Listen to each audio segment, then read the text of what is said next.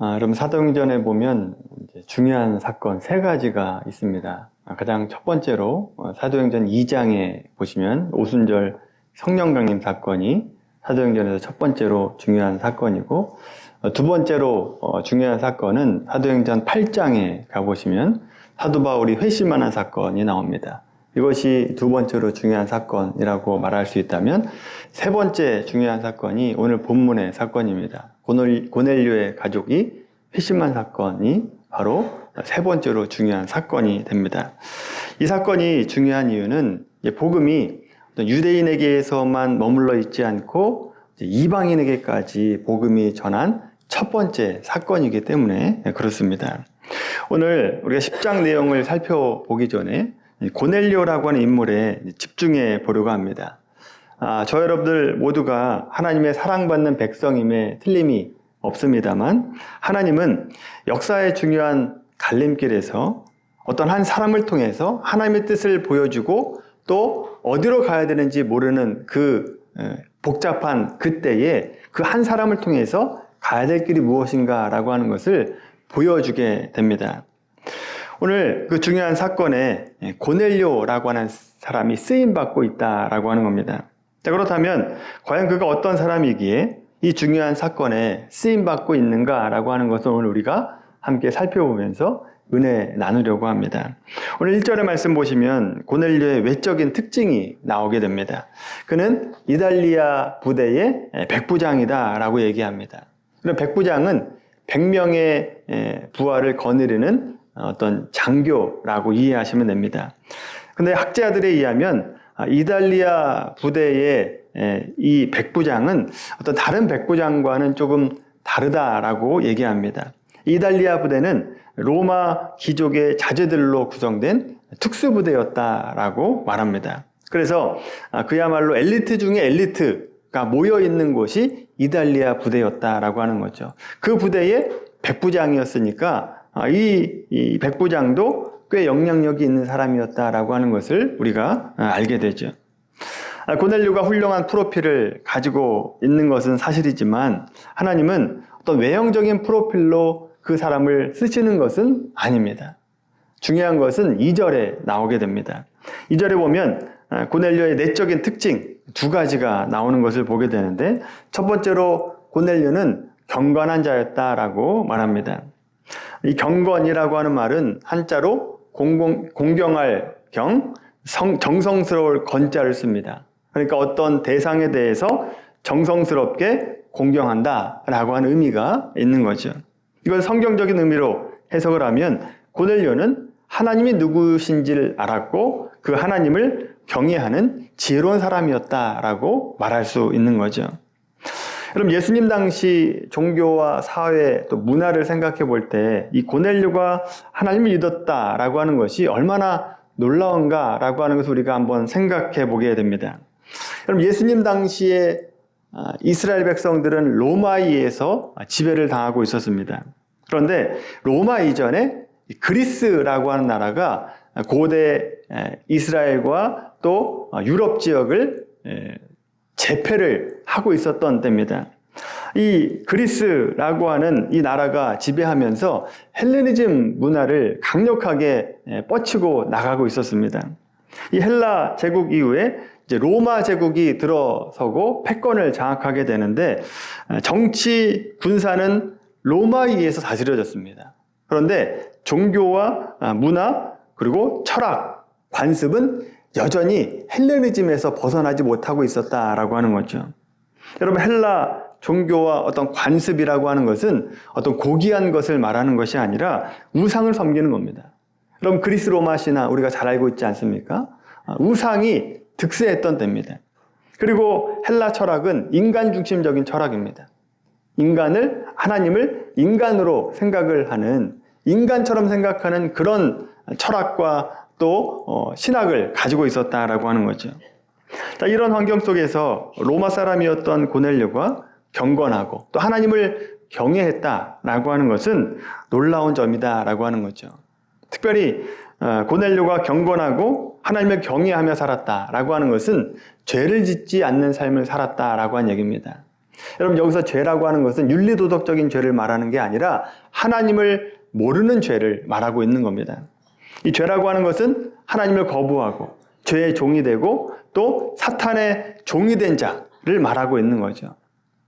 간단히 표현하면 하나님과의 관계가 깨진 상태를 죄에 빠진 상태라고 말할 수 있습니다.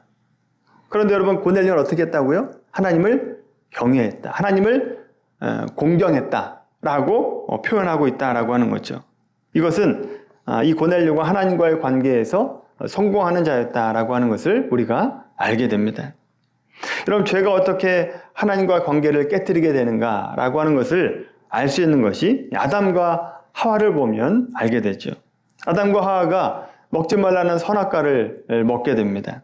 그리고 죄를 짓게 되죠. 이 죄로 인해서 하나님과 관계가 깨진 상태를 보여주는 것이 아담과 하와가 하나님을 피해서 나무 사이에 피해 있는 모습, 그것이 바로 하나님과의 관계가 깨진 모습이다라고 하는 겁니다.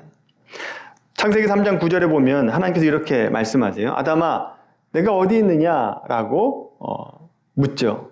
이것은 하나님께서 아담과 하와가 어디 있는지 몰라서 묻는 것이 아닙니다. 아담아, 너가 왜 거기에 숨어 있냐? 뭐가 두려워서 거기에 숨어 있느냐라고 묻고 있는 거죠. 지금 하나님은 선악과를 먹는 죄를 범한 이후에 죄의 종이자 사탄의 노예가 된 그 상태를 보여주고 있는 것이다 라고 하는 거죠. 죄의 종이 되어서 하나님과의 관계가 깨지니까 두려운 마음이 생기게 되는 것입니다. 이렇듯 이 죄라고 하는 것은 하나님과의 관계를 깨뜨리고 또 자기 자신이 두려움을 갖게 되면서 자유함을 누리지 못하게 만드는 것이 죄라고 하는 것입니다. 여러분, 우리가 다 이런 것을 경험하지 않습니까? 여러분, 죄를 한번 져보십시오. 죄를 지으면 웬만한 악한 사람이 아니면 마음이 불편합니다. 죄를 지으면 잠을 잘 못 자게 된다라고 하는 거죠. 잠을 못 자는 이유가 뭡니까? 마음이 불편해서 그런 겁니다. 하나님과 깨진 관계 때문에 마음이 불편하게 되는 거죠. 또 죄의 종이 되면 두려운 마음이 들게 됩니다. 그 두려운 마음 때문에 밤에 잠을 못 자게 만드는 거죠. 그럼에도 불구하고 우리가 죄에 빠지는 이유가 뭡니까? 왜 죄를 짓게 되죠? 그 잠깐의 쾌락과 즐거움 때문에 죄를 짓는 우리의 모습을 발견하게 됩니다. 여러분, 순간의 쾌락과 즐거움 때문에 긴 시간의 고통을 선택한다라고 한다면 그야말로 어리석은 선택 아니겠습니까?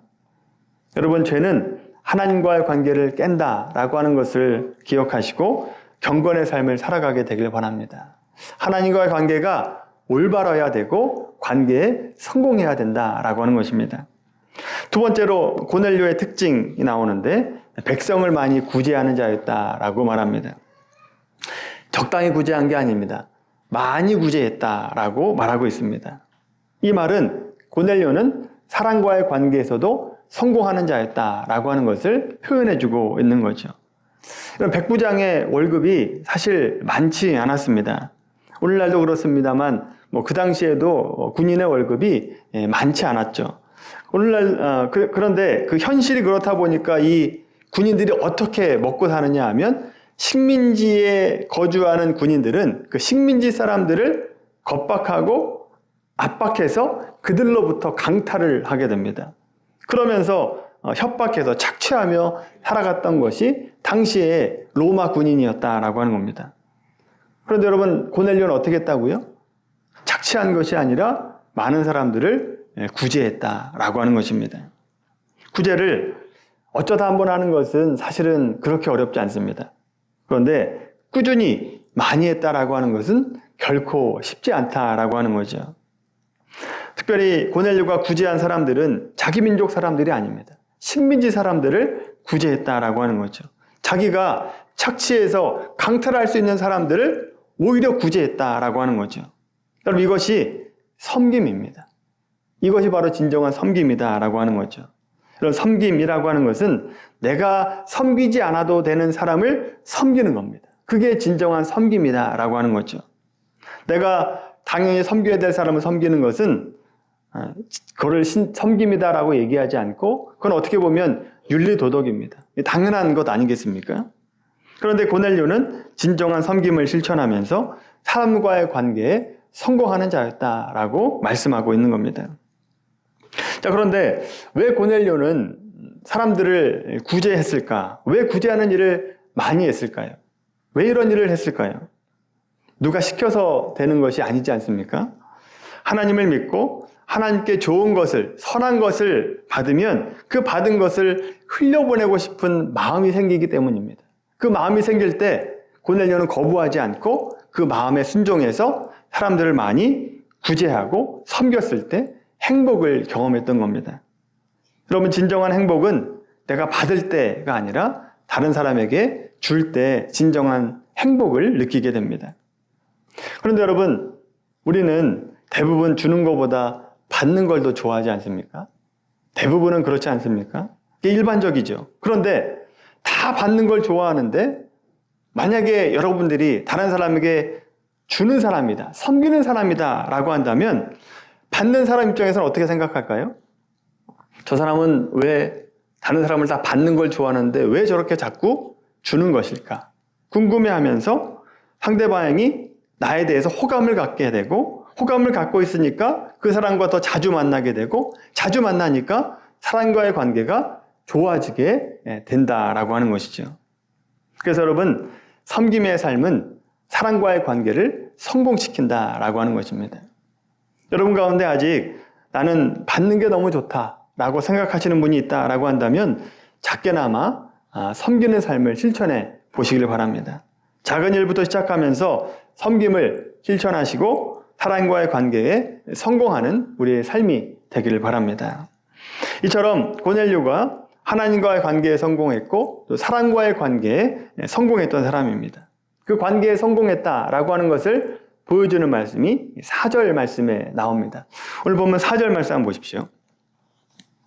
자, 4절 말씀 같이 한번 읽어볼까요? 시작. 고넬료가 주목하여 보고 두려워 이르되 주여 무슨 일이니까? 전사가 이르되 내 기도와 구제가 하나님 앞에 상달되어 기억하신 바가 되었으니. 아멘. 후반부 말씀 보세요. 고넬료의 기도와 구제가 하나님께 상달되었다 라고 기록하고 있죠. 고넬료의 기도만 상달되었다 라고 얘기하지 않고 고넬료의 구제만 상달되었다 라고 얘기하는 것이 아니라 기도와 구제가 상달되었다 라고 말씀하고 있습니다. 여러분, 이 기도와 구제가 상달되었다 라고 하는 소리가 좀 곰곰이 잘 생각해 보셔야 됩니다. 이 둘을 하나님께서 받으시고 기억하신다 라고 하는 것이죠. 그런데 여러분, 많은 그리스도인들이 가장 많이 생각하는 게 하나님과의 관계만 잘하면 된다라고 생각을 많이 합니다. 뭐 다른 사람이 어쨌든 간에 하나님과의 관계만 잘하면 되지 않냐라고 생각합니다. 그래서 예배하고 기도하고 말씀 보는 일에 전념하죠. 그런데 삶을 보면 사람들에게 아주 인색하신 분이 있습니다. 또 간혹 반대로 생각하는 분이 있어요. 사람에게는 잘하는데 하나님에게는 아주 인색하게 드리는 분이 있다라고 하는 거죠. 근데 여러분 4절의 말씀 보세요. 하나님께서 기도와 구제를 받으셨다라고 하는 것은 기도와 삶이 같이 가야 된다라고 하는 것을 보여주고 있다라고 하는 거죠. 하나님이 받으시는 기도는 삶이 있어야 되는 것이고 하나님이 받으시는 구제는 기도가 있어야 된다라고 하는 겁니다. 어떤 종교적인 올바른 행위가 함께 따라가야 된다라고 하는 겁니다. 기도 따로 삶 따로 되는 것이 아니다라고 하는 거죠. 기도와 삶이 함께 드려질 때 그 기도와 삶을 하나님께서 받으신다라고 하는 것입니다. 오늘 설교 제목에 답을 하자라고 한다면 하나님과의 관계와 사람과의 관계가 좋아야 하나님께서 쓰신다라고 하는 거죠. 또 그런 사람을 통해서 이 역사를 이끌어 가시게 되는 겁니다. 그런 사람이 바로 고넬료였다라고 하는 거죠. 그런 사람이 고넬료였기 때문에 사도행전 10장의 그 중요한 갈림길에서 고넬료라고 하는 사람을 하나님께서 사용하고 계시다라고 하는 거죠. 여러분, 우리도 하나님과의 관계와 이웃과의 관계에 균형 잡힌 신앙생활을 하게 되길 바랍니다. 만약 하나님과의 관계만 중요시하고 사람과의 관계를 소홀히 한다라고 한다면 그 인생은 하나님께 책망받을 만한 삶이 됩니다. 또 사람과의 관계만 중요시하고 하나님과의 관계를 소홀히 한다라고 한다면 그 삶 역시 책망받는 삶이 될 수밖에 없다라고 하는 거죠. 여러분, 그런 면에서 우리 누가복음 10장 말씀에 나오는 이 사마리아인의 비유에 대해서 우리가 함께 다시 한번 생각해 볼 필요가 있습니다. 누가복음 10장 말씀 한번 볼까요?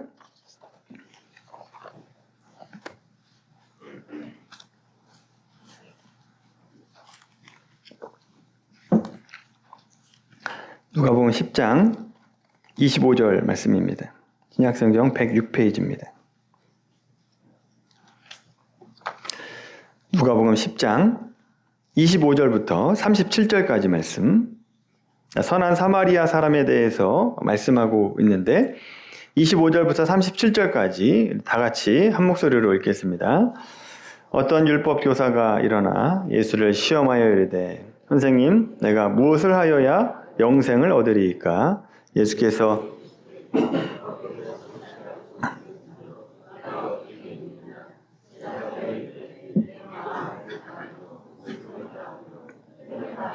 뜻을 다하여 주 너의 하나님을 사랑하고 또한 내 이웃을 내 자신같이 사랑하라 하였나이다.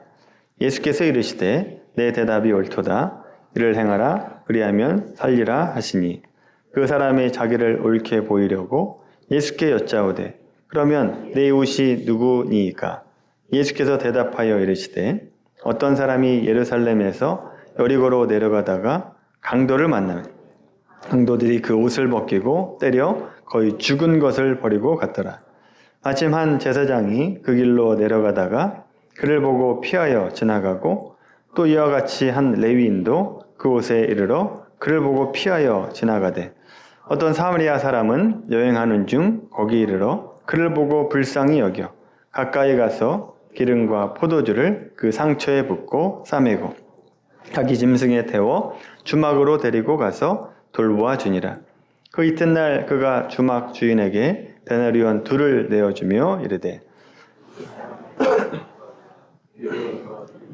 내가 돌아올 때에 갚으리라 하였으니 내 생각에는 이 세 사람 중에 누가 강도 만난 자의 이웃이 되겠느냐? 이르되 자비를 베푼 자니이다. 예수께서 이르시되 가서 너도 이와 같이 하라 하시니라. 아멘. 여러분, 이 말씀은 우리가 예수님의 삶과 교훈을 다룰 때 한번 다뤘던 말씀입니다. 그때는 율법 교사에 초점을 맞춰서 우리가 이 말씀을 보았는데 오늘은 이 본문과 관련해서 이 선한 사마리아 사람에게 초점을 맞춰서 오늘 해석해 볼 필요가 있습니다. 어떤 율법 교사가 예수님께 와서 무엇을 하여야 영생을 얻겠습니까? 라고 질문합니다. 영생에 관한 질문을 하고 있는 겁니다. 이에 율법 교사가 신명기 6장 5절에 있는 말씀 마음과 목숨과 힘과 뜻을 다해서 주 너의 하나님을 사랑하라 라고 얘기하고 또 레위기 19장 18절 말씀을 인용하면서 내 이웃을 내 자신과 같이 사랑하라 라고 대답을 하게 되죠. 이게 바로 하나님 사랑과 이웃 사랑, 하나님과의 관계, 이웃과의 관계를 말하고 있는 겁니다. 이 대답에 예수님께서 내 대답이 옳다. 이를 행하라. 그리하면 살리라. 이걸 행하면 영생을 얻는다라고 한 얘기가 되죠. 이때 율법교사가 자기가 이웃을 잘 돌봤다라고 하는 것을 드러내 보이고 싶어서 예수님께 그러면 이웃이 누굽니까? 라고 하는 질문을 할 때 예수님께서 선한 사마리아인의 얘기를 하고 계신 겁니다. 우리는 이 선한 사마리아 사람의 선한 행위만 집중을 합니다만 여러분, 이 선한 행위는 하나님과의 관계가 올바른 사람에게만 나올 수 있는 일이다라고 하는 것을 우리가 기억해야 됩니다. 하나님을 떠난 사람은 선한 행위가 나올 수 없다라고 하는 거죠. 겉은 물론 좋아 보일 수 있습니다. 겉은 선한 행위로 보일 수 있습니다만 한꺼풀 벗겨보면 그 안에는 검은 마음이 들어가 있고 또 더럽고 추악한 것들이 들어가 있는 것을 보게 됩니다. 그러니까 선한 행위는 오직 하나님을 올바로 믿는 사람만 행할 수 있는 일이다라고 하는 거죠. 그런 점에서 이 선한 사마리아인의 행위를 볼 때 이 사람은 믿음이 있는 사람입니까? 없는 사람입니까? 믿음이 있는 사람이다라고 말할 수 있죠. 하나님과의 관계가 회복되어서 이웃을 사랑하는 사람이라고 하는 것을 우리가 충분히 짐작해 볼 수 있습니다. 여러분, 이것이 저의 상상이 아닌 것은 이 말씀의 시작을 보십시오. 질문이 뭡니까? 어떻게 하여야 영생을 얻습니까? 라고 묻고 있지 않습니까? 영생에 대해서 묻고 있는 겁니다. 예수님께서 이 사마리아 사람처럼 행하라 라고 말씀하고 있다라고 한다면 이 사람은 구원받을 만한 사람이었다는 거죠. 선한 행위로 구원받는 겁니까? 하나님 믿는 믿음으로 구원을 받는 거죠. 하나님과의 관계가 올바른 사람만이 선한 행위를 할 수 있게 된다라고 하는 것입니다. 그래서 여러분, 이 선한 사마리아 사람도 온전한 구원을 이뤘는데 어떻게 이뤘느냐? 하나님과의 관계와 사랑과의 관계가 회복되어서 영생을 얻었다라고 우리가 생각해 볼 수 있는 말씀이죠. 여러분, 고넬료도 그렇고 이 선한 사마리아 사람도 그렇고 여러분, 중요한 순간에 하나님께 쓰임받는 사람이 누구냐? 하나님과의 관계와 이웃과의 관계가 온전히 회복된 사람, 그 사람을 하나님께서 쓰신다라고 하는 것입니다. 여러분, 중요한 순간이라고 하는 것이 어떤 큰 일을 해야 된다라고만 생각하지 마십시오. 어떤 한 영혼을 구원하는 일, 이 일이 얼마나 큰 일입니까? 얼마나 중요한 일입니까? 한 영혼을 구원하는 일도 결국 하나님과의 관계, 이웃과의 관계가 좋은 사람, 이 관계에 성공하는 사람을 쓰신다라고 하는 것입니다. 여러분, 미랄교회 성도 여러분, 하나님을 마음과 목숨과 뜻과 힘을 다해서 사랑하는 여러분들이 되길 바랍니다. 아울러 그 사랑을 힘입어서 이웃들을 전심으로 사랑하게 되길 바랍니다. 그렇게 사랑하는 사람들, 그 사람들을 통해서 그 기도를 하나님께서 응답하시고 또 들으시고 응답하시고 그런 자를 통해서 한 영혼을 구원해 내신다라고 하는 것이죠. 여러분, 우리의 삶을 돌아보면서 어떻게 하면 내가 영혼 구원할 수 있을까를 생각할 때 먼저 하나님과의 관계가 올바로 회복돼야 됩니다. 그리고 사랑과의 관계도 올바로 회복돼야죠. 왜 나에게는 영혼 구원의 일이 없을까? 왜 될 것 같은데 안 되는가? 여러분, 오늘 말씀을 다시 한번 생각해 보십시오. 어떤 관계에 막혀 있는가? 사랑과의 관계에 막혀 있는가? 아니면 하나님과의 관계에 막혀 있는가를 생각해 보시고 그 막힌 것을 뚫으십시오. 예수 그리스도의 보혈로 해결하십시오. 그러면 여러분의 삶 가운데도 영혼 구원하는 일이 생겨나게 됩니다. 중요한 일을 여러분에게 하나님께서 맡기신다라고 하는 것이죠. 우리 모두가 우주의 주권자 되시고 통치자 되시는 하나님께 쓰임받는 우리의 삶이 되기를 예수님의 이름으로 간절히 축원합니다.